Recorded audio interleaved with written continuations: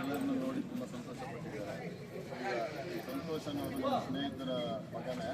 ಅವರು ತುಂಬ ಕಾಲದಿಂದ ನಾನು ಮಗುವಿನ ನೋಡ್ತಾ ಇದ್ದೀನಿ. ಸಮಾಜ ಸೇವೆಯಲ್ಲಿ ಹೋಗಿದ್ದಾರೆ, ಒಳ್ಳೆ ಕೆಲಸಗಳನ್ನು ಮಾಡ್ತಾ ಇದ್ದಾರೆ ಅಂತ ಅವರು ನಮ್ಮ ಶಾಸಕರು ಮಾಡೋ ಕೆಲಸಗಳನ್ನು ನೋಡಿ ಶಾಸಕರ ಜೊತೆಲಿ ಇರಬೇಕಂತ ಆಸೆ ಪಟ್ಟಿದ್ದಾರೆ.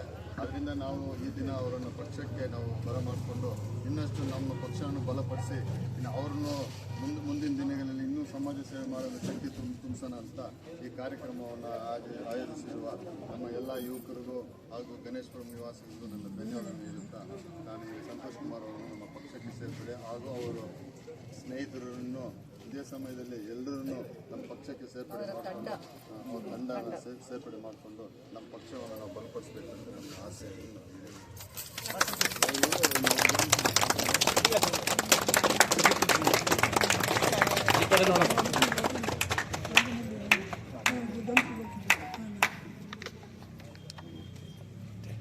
ನಮ್ಮ ಮೇಡಮ್ ಅವರ ಆಶೀರ್ವಾದ ಇವ್ರಿಗೆ ಯಾವತ್ತೂ ಸದಾ ಇರಲಿ ಅಂತ ಅನ್ಕೊಂಡು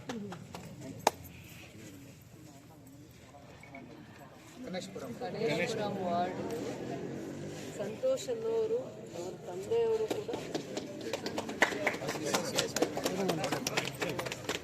ಕೂಡ ನಮಗೆ ಪರಿಚಯ ಇರೋರು ಅಂತ ಕೂಡ ಗೊತ್ತಾಗಿತ್ತು. ಈಗ ತಾನೇ ಗೊತ್ತಾಯಿತು. ಗಣೇಶ್ಪುರಂ ವಾರ್ಡ್ ಇದು.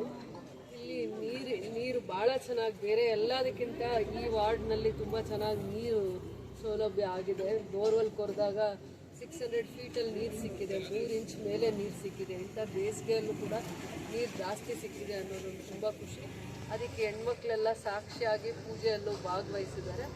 ಅದೇ ಜೊತೆಯಲ್ಲಿ ಅದೇ ಒಂದು ಒಳ್ಳೆಯ ದಿನದಲ್ಲಿ ಯುವಕರು ಭಾಳ ಉತ್ಸಾಹದಿಂದ ಇವತ್ತಿನ ಕಾಲಕ್ಕೆ ಲೀಡರ್ಶಿಪ್ನ ಬೆಳೆಸ್ಕೊಂಡು ಜನಗಳ ಮಧ್ಯೆ ಒಳ್ಳೆ ಕೆಲಸ ಮಾಡಿಕೊಂಡು ಗುರುತಿಸ್ಕೊಂಡು ನನ್ನೆಲ್ಲ ಸ್ನೇಹಿತರ ಜೊತೆ ಉತ್ಸಾಹದಿಂದ ಇನ್ನೂ ಒಳ್ಳೆಯ ಕೆಲಸಗಳನ್ನ ಮಾಡಬೇಕು ಅಂತಂದ್ಬಿಟ್ಟು ನಮ್ಮ ಜೊತೆ ಬಂದು ಗುರುತಿಸ್ಕೊಳ್ಳೋ ಅಂತ ಒಂದು ಆಲೋಚನೆ ಮಾಡಿದ್ದಾರೆ.